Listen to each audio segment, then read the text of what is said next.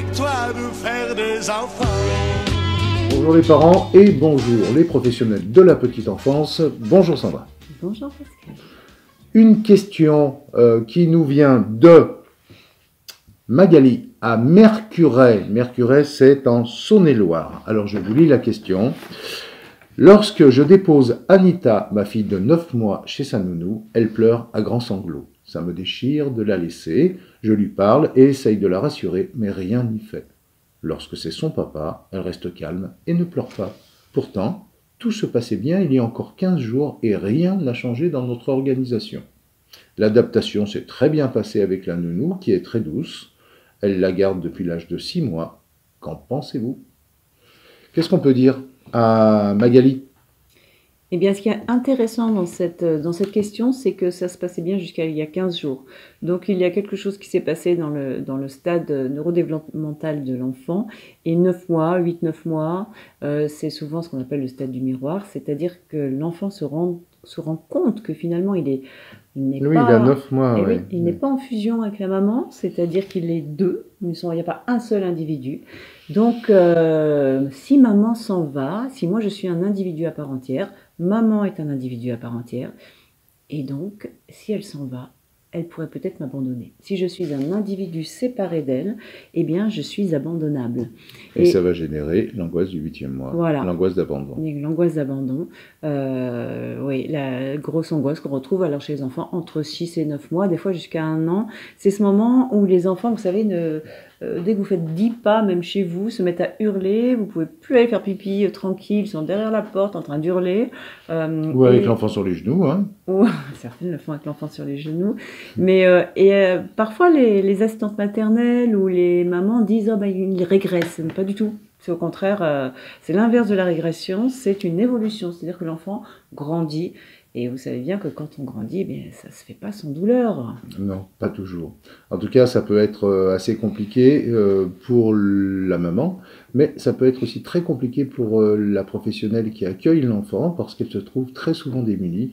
On est bien d'accord que cet enfant connaît une nouvelle phase qu'il ne connaissait pas jusqu'à maintenant, dans son processus de sécurisation, c'est-à-dire qu'il va falloir qu'il apprenne à mettre maman à l'intérieur, à symboliser, puisque maman, physiquement, ne sera plus là.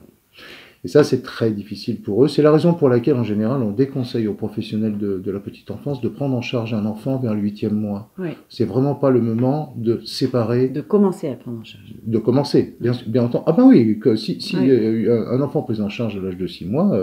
à 8 mois, il est dans ce processus d'attachement à la figure de substitution, en l'occurrence la professionnelle, et là, normalement, ça doit bien se passer. L'enfant va pouvoir s'attacher à cette figure d'attachement de substitution. Mais commencer à 8 mois, c'est-à-dire casser ce lien entre maman et l'enfant, ça peut être véritablement compliqué. Et pourquoi ça n'a pas lieu avec le papa? Eh bien, parce que l'enfant n'était pas en fusion avec le papa, puisqu'il a vécu, il a habité dans le ventre de la maman et non pas dans celui du papa.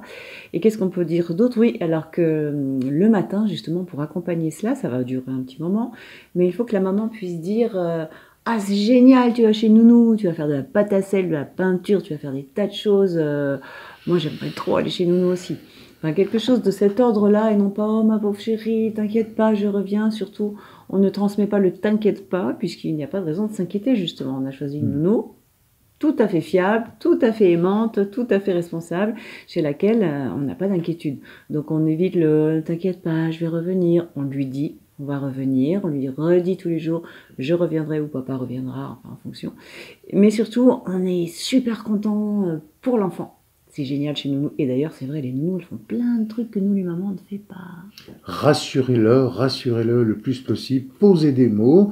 Dites-lui que vous comprenez, évidemment. Ne niez pas son émotion. Dites-lui que vous comprenez. Dites-lui que lui aussi va vous manquer, que vous mettez plein d'amour, que vous allez penser à lui toute la journée. Rassurez-le, puisque ce qui l'angoisse, c'est l'absence qui va générer l'angoisse d'abandon. Alors dites-lui que même lorsque maman n'est pas là, maman, elle l'emporte un peu de lui dans son cœur et qu'elle sera dans le cœur de son enfant. Mettez des mots, ça va vraiment les rassurer. Et puis quelque chose aussi qui est très important, regardez bien comment vous vous comportez lorsque vous posez l'enfant. Parce que lorsque vous posez votre enfant le matin, il y a une petite larme au coin de l'œil parce que vous allez souffrir, hein, parce qu'une maman ça souffre hein, quand ça laisse son enfant, eh bien l'enfant va être contaminé émotionnellement, et si maman est triste, il sera triste. Soyez enjoués. Un enfant ne se dira jamais, bah dis donc, ma mère elle était super contente de me poser le matin, elle était toute guette-guette. Ça c'est un truc d'adulte, ça. Les enfants, si maman est joyeuse, alors il va pouvoir être positivement contaminé et sera aussi joyeux, et surtout il sera rassuré. Rassurez vos enfants, mettez des mots, donnez-leur de l'amour et dites-leur que quand je suis là ou que je n'y suis pas, l'amour est toujours présent. C'est joli ça. Bah oui. Et puisque l'enfant a une petite période difficile, eh bien, il a besoin que vous passiez un petit peu plus de temps avec lui en rentrant le soir. Un peu plus de peau à peau, puisque c'est ça qui sécurise beaucoup. Tant pis s'il a un peu plus de mal à s'endormir, bah, vous restez un peu plus avec lui. Il faut resécuriser, lui réaffirmer votre amour et le fait que vous ne l'abandonnerez pas. Quand il est avec vous, plus vous passez du temps avec lui dans des relations intimes et exclusives, où vous démontrez votre totale disponibilité, votre concernement, plus il va pouvoir emmagasiner cette rassurance, et moins ce sera difficile pour lui le lendemain matin de vous quitter.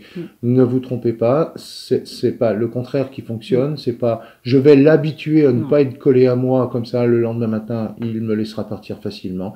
Il a besoin de faire le plein de cette relation d'amour et de fusion avec vous, et le lendemain matin la séparation s'en trouvera un peu moins difficile. Il faut toujours transposer avec la vie d'adulte, hein. Imaginez que votre mari se dise « Bon, je vais l'habituer à pas être collé à moi, hein, comme ça. » Ça n'existe pas, ça, chez les non, adultes. non, mais bon, hein, on transpose.